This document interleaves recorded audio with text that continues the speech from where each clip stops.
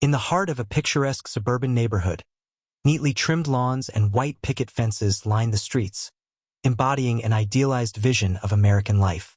Children played in the front yards, laughter echoing through the air, while families gathered for weekend barbecues. This community, however, was not just a collection of homes. It was tightly governed by a homeowners association, or HOA. The HOA was tasked with maintaining order and enforcing a set of rules designed to enhance the neighborhood's appeal and ensure property values remained high. Each homeowner received a handbook detailing regulations about everything from lawn maintenance to acceptable paint colors for houses. While many appreciated the structure it provided, others felt stifled by what they perceived as overreach.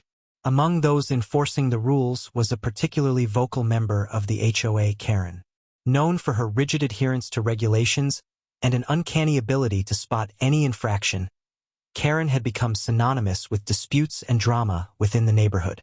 As a devoted father raising a disabled son, I had learned to navigate the complexities of this environment while protecting my child from unnecessary scrutiny. My son faced challenges that required understanding and compassion, traits that were often in short supply in our community. Despite this backdrop, I had hoped our family could find peace among our neighbors. Yet, tensions simmered beneath the surface, fueled by Karen's relentless policing of community standards. Little did she know that her actions would soon ignite a conflict far beyond her comprehension. The idyllic facade of our neighborhood would soon shatter as her aggressive behavior toward my son crossed an unforgivable line, setting in motion a series of events that would reveal my past as a Navy SEAL and lead to serious consequences for her actions. I'm a former U.S. Navy SEAL, a title that carries a weight of pride and sacrifice. My time in the military taught me discipline, resilience, and the importance of protecting those who cannot protect themselves. But now, my greatest mission isn't on the battlefield. It's right at home, where I care for my disabled son. His name is Ethan, a bright and spirited 12-year-old with a heart full of dreams but a body that doesn't always cooperate. Every day presents new challenges for us. Ethan requires assistance with tasks that many take for granted. Simple things like walking or climbing stairs can be monumental for him. Despite his struggles, he faces the world with courage, his laughter often ringing louder than any concern I might have. Our bond is unbreakable. He inspires me to be patient and strong, and I strive to create an environment where he feels safe and loved.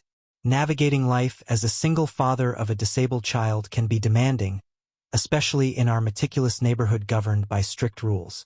While I wish for Ethan to enjoy a carefree childhood, the reality of our surroundings often complicates that desire. The constant scrutiny from neighbors, particularly from Karen, adds an unnecessary layer of stress to our lives. She seems oblivious to Ethan's challenges and views our family through the lens of her rigid standards. Despite these hurdles, I remain committed to fostering Ethan's independence while shielding him from negativity. I teach him to stand tall against adversity, just as I learned during my years of training. Little did I know that our lives would soon collide with Karen in a way that would test not only my protective instincts but also reveal the depths of my resolve as a father and a warrior. It was a sunny Saturday afternoon, the kind of day that invites families outside to enjoy the fresh air. Ethan and I decided to take a stroll to the nearby park, a small grassy area with a playground and a gentle stream that meandered through it.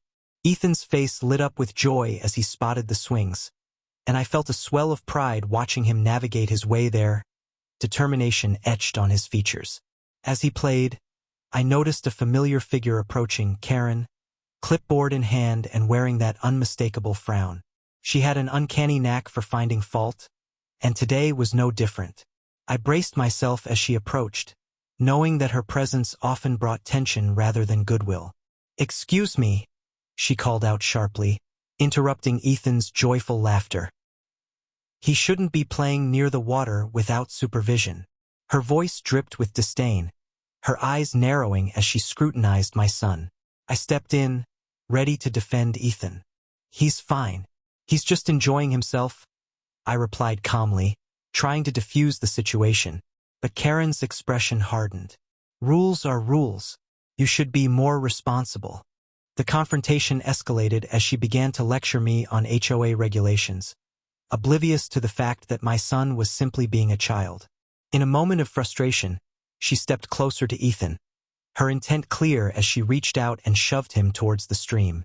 Time seemed to slow as I watched in horror. Ethan stumbled backward before falling into the shallow water with a splash. My heart raced as I rushed forward to pull him out. He emerged soaked but unharmed, confusion and fear in his eyes. Karen stood there, shock and smug satisfaction mingling on her face. In that instant, something deep within me ignited, a protective instinct fueled by my training and love for my son. This was no longer just about an argument over rules. It was about standing up for Ethan against an act of aggression that would not go unchallenged. As I lunged toward the water, adrenaline surged through my veins. My heart raced, and my mind focused solely on Ethan. He had always faced so many obstacles, and now, here we were, confronted by an adult who had deliberately pushed him into danger. The shock of the moment felt surreal, as if I were watching everything unfold from a distance. Ethan's wide eyes met mine as I scooped him up from the stream, his small body trembling with confusion and fear. "Dad!" he cried, his voice shaky. My heart shattered at the sight of my son, drenched and disoriented. I wrapped my arms around him tightly, feeling the warmth of his body against mine, grounding me in that chaotic moment. I could feel anger bubbling beneath the surface, an instinctive response that had been honed during my years of service. In the military, I had learned to remain calm under pressure, but this was different. This was personal. How could someone act so callously towards a child? The protective instincts that had been ingrained in me surged forward with a ferocity I hadn't anticipated. I glanced back at Karen, who stood there with an expression that was a mix of smugness and disbelief. How could she not comprehend the gravity of her actions? A wave of rage washed over me as I fought to maintain control. I wanted to confront her, to unleash every emotion that threatened to spill over. Instead, I focused on Ethan, wiping away droplets of water from his face and reassuring him that everything would be okay. "You're safe now," I whispered, my voice steady despite the storm inside me. But even as I comforted him, the realization began to dawn on me. This would not end here. Karen needed to face serious consequences for what she had done, and I would ensure that she did. As I held Ethan tightly, I could feel his small body trembling against mine. The shock of being pushed into the river had left him wide-eyed and confused, and I could see the fear creeping into his expression. "Dad, what just happened?" he whispered, his voice barely above a murmur. I could sense the vulnerability in his tone, as if he was trying to make sense of a world that suddenly felt hostile. "Nothing's going to hurt you, buddy," I reassured him, my heart aching at the turmoil in his eyes. I quickly assessed the situation around us. The water was shallow, but the emotional impact ran deep.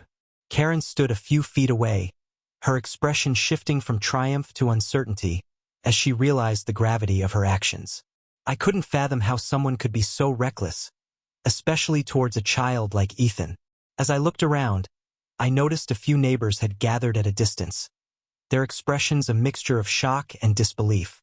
Some had witnessed the incident unfold from their yards, while others were drawn by the commotion. Whispers began to circulate among them. Questions about what had just happened and concern for Ethan's well-being filled the air. One neighbor, Mrs. Thompson, rushed over with her phone in hand, ready to call for help if needed. "Is he okay?" she asked urgently, her eyes darting between Ethan and me. I nodded, trying to reassure her even as my own anger boiled beneath the surface.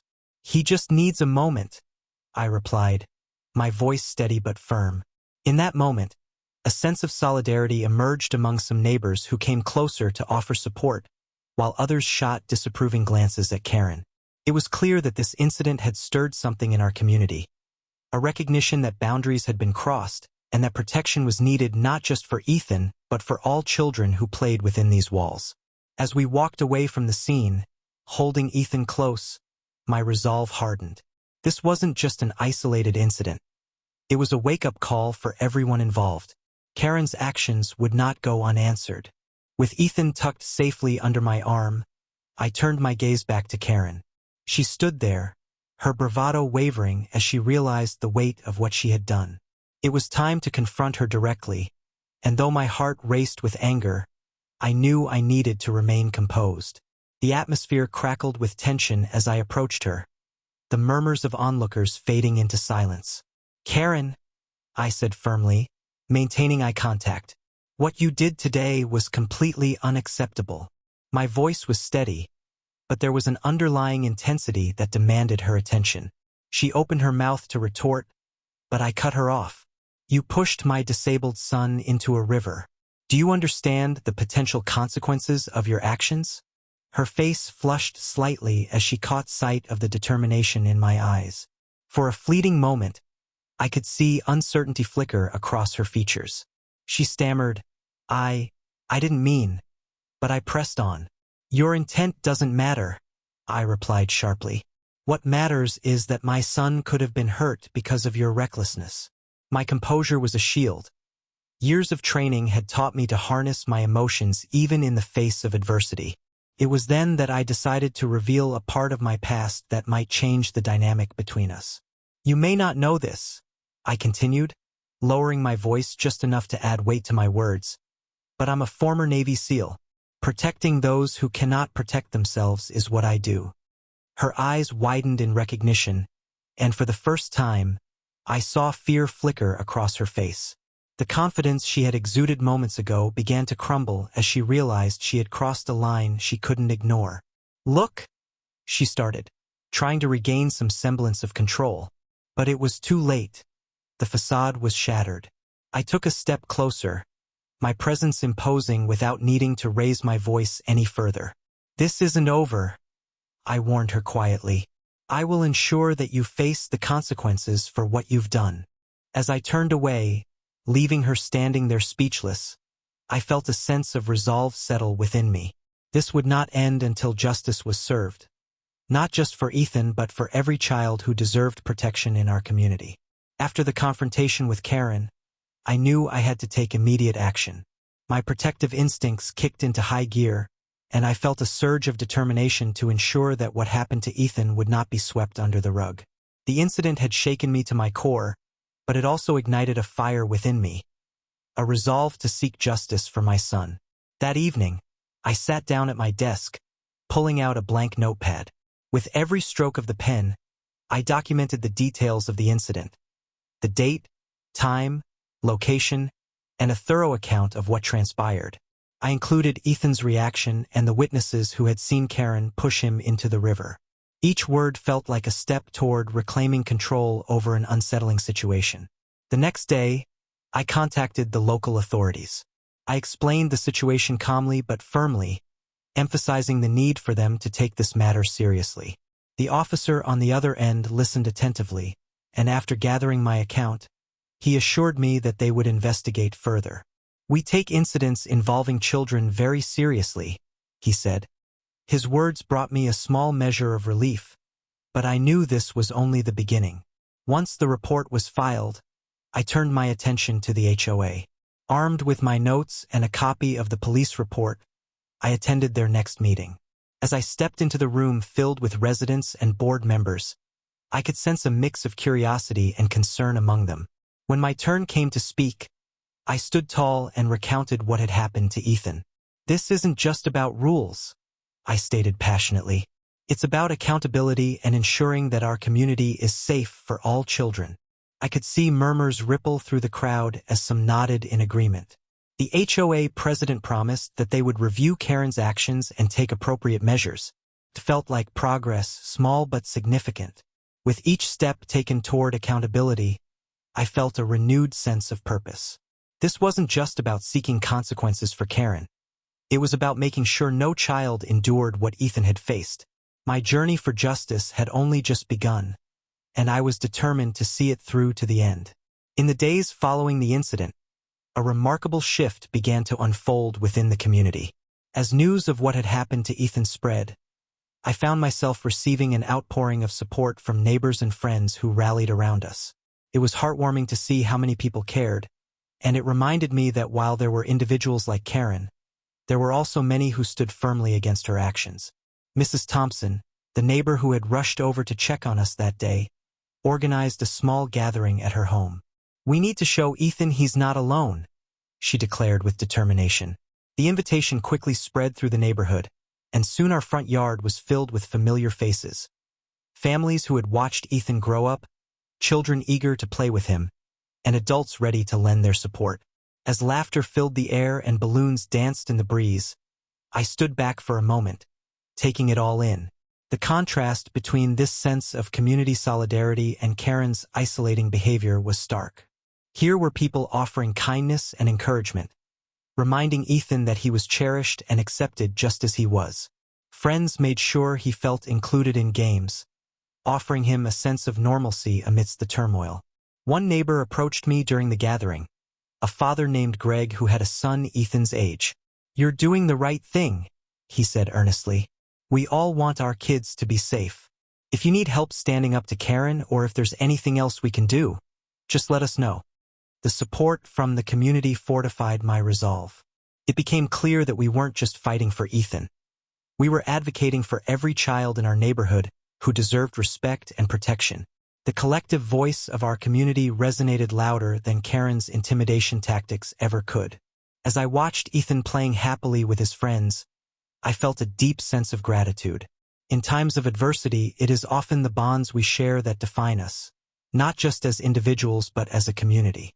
This experience had forged connections that were stronger than any conflict could break, and together we would ensure that kindness prevailed over cruelty. As I watched Ethan laughing and playing with his friends, I couldn't help but reflect on the journey we had taken together as father and son. Parenting a disabled child is a path filled with unique challenges and profound rewards. It requires a resilience that often goes unnoticed by those who haven't walked in our shoes. Each day brings its own set of hurdles, but it also offers moments of joy that shine brightly against the backdrop of adversity. I thought back to the countless hours spent supporting Ethan through therapy sessions, teaching him skills that many take for granted. Each small victory, taking a few steps unaided, mastering a new word, or simply sharing a laugh, felt monumental to us. These moments reminded me of the strength he possesses, even when faced with obstacles that can seem insurmountable. However, navigating the world outside our home often felt like preparing for battle. The incident with Karen was just one of many reminders that not everyone understood or accepted Ethan. In a society that sometimes misunderstands disability, my protective instincts kicked in instinctively. I've always felt it was my role to shield him from negativity and judgment. But I also recognized that it was equally important to empower him, to teach him how to stand up for himself while fostering resilience in the face of adversity. The support from our community reinforced my belief that there is strength in numbers. It was heartening to see others rally around us, illustrating that while some may choose to act out of ignorance, many more are willing to stand up for what is right. This experience has highlighted the importance of surrounding Ethan with people who celebrate his uniqueness rather than diminish it. As I reflected on all this, I realized my role as a father isn't just about protection. It's about preparing Ethan for life's complexities. Together, we would continue to build resilience and confidence. My mission was clear: to raise him in an environment where he could thrive, supported by love, understanding, and community, no matter how challenging the circumstances might be. In the days following the incident, the fallout for Karen began to unfold. After I reported her actions to both the local authorities and the homeowners association, the wheels of accountability started to turn. The police launched an investigation into her behavior, treating the incident involving my son with the seriousness it deserved. It was a relief to know that there were systems in place meant to protect children from harm, and I was determined to see this through. Meanwhile, the HOA took notice of the mounting concerns from other residents. During their meeting, several neighbors voiced their disapproval of Karen's actions, emphasizing that such behavior was not representative of their community values. The support from my neighbors had galvanized a collective call for action against her, as many recognized that pushing a child into a river crossed a line that should never be tolerated. Karen's reputation within the community began to suffer. Where she once held sway as an HOA member known for her strict enforcement of rules, she now found herself isolated and scrutinized. Whispers and conversations about her behavior spread like wildfire, and it wasn't long before her standing began to deteriorate. Neighbors who had once respected her now viewed her with suspicion, questioning her motives and judgment. As the police investigation progressed, it became clear that Karen could face legal repercussions for her actions. While charges might vary based on local laws regarding endangerment or assault, it was evident that she would have to confront serious consequences for what she had done. The prospect of legal ramifications only added to her unease. This shift in community dynamics was powerful. It served as a reminder that standing up against wrongdoing can lead to change. As I watched Ethan flourish amidst this newfound support, I felt a sense of justice taking shape, not just for my son but for all children within our neighborhood. Karen's actions would not go unpunished, and in this instance, accountability prevailed over intolerance. The community had come together to advocate for what was right, ensuring that safety and respect remained at the forefront of our shared values. In the weeks following the incident, healing became our primary focus. For both Ethan and myself, the journey was about more than recovery. It was about rebuilding our lives and reaffirming our bond after such a traumatic event. The emotional scars left by Karen's actions lingered, but with each passing day, we found ways to regain our sense of normalcy. Ethan displayed remarkable resilience. With the support of his friends and our community, he slowly began to open up again. He spent afternoons playing with his peers at the park, rediscovering his joy in simple activities. I encouraged him to express his feelings about what had happened, assuring him that it was okay to feel upset or confused. Through our shared conversations, I watched him transform fear into empowerment. He started to understand that he could advocate for himself and that he wasn't alone in facing adversity. At home, I also took time to reflect on my own emotions. As a father, it was crucial for me to process the anger and frustration that had bubbled beneath the surface after the incident. I turned to trusted friends and fellow veterans for support, sharing my experiences and listening to their insights. This allowed me to channel my feelings into constructive actions rather than letting them fester.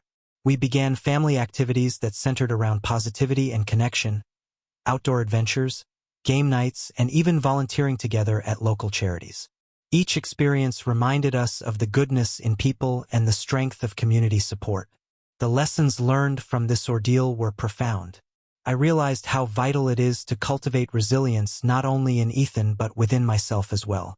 We emerged from this experience with a strengthened bond and a deeper understanding of compassion and justice.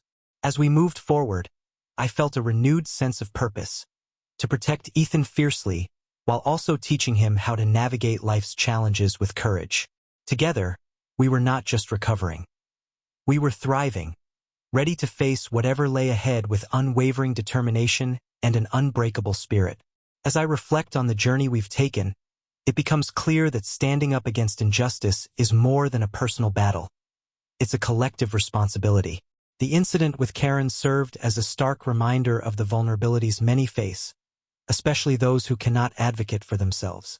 It's imperative that we recognize the importance of protecting the most defenseless among us, our children, our elderly, and those with disabilities. In a world where kindness can sometimes feel overshadowed by ignorance and fear, we must choose to be voices of compassion and strength.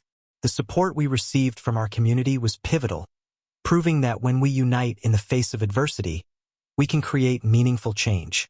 It reinforces the idea that together, we are stronger than any individual act of hostility. This experience has taught me that true courage lies not just in physical strength but in the willingness to stand firm against wrongdoing. Each of us has a role to play in fostering an environment where everyone feels safe and valued. When we witness acts of injustice, big or small, it is our duty to speak out, to challenge those who would harm others, and to uplift those who feel powerless. For parents like me, it's vital to instill these values in our children. We must teach them that it's okay to be different, that their voices matter, and that they have the power to affect change. Empowering them means preparing them for a world where they can stand up for themselves and others. As we move forward from this ordeal, I am filled with hope. I hope for a future where empathy reigns over apathy, where communities flourish through solidarity rather than division. Let us all commit to being champions of justice, ensuring that no one has to face their battles alone. Together, We can create a world where everyone is protected and cherished. A world where kindness prevails over cruelty and where every child can thrive in safety and love.